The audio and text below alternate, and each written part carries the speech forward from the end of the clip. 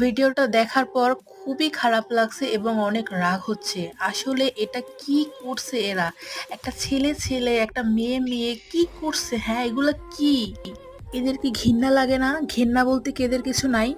ছেলে, মেয়েই যদি হতো তাহলে সৃষ্টিকর্তা কেন একটি ছেলের জন্য একটি মেয়ে ও একটি মেয়ের জন্য একটি ছেলেকে তৈরি করেছে? ছেলেরা তো ছেলেদের সঙ্গে করতে পারতো। এটা দেখার পর আমার যে কি পরিমাণ বিরক্ত আর ঘৃণা লাগছে বোঝাইতে পারবো না। আর এটা মুসলিম জাতির জন্য কত বড় যে অভিশাপ। সবথেকে বেশি আফসোস কেন লাগে জানেন? এই কুলাঙ্গারগুলার পরিবারের জন্য। এই নষ্টাগুলার কারণে এদের পরিবারকে কিন্তু অনেক হেনস্থা হতে হয় সমাজে। আগে এগুলো বাহিরের দেশে দেখতাম আর এখন বর্তমানে বাংলাদেশে এই বিষয়টা নিয়ে অনেক কথা হচ্ছে।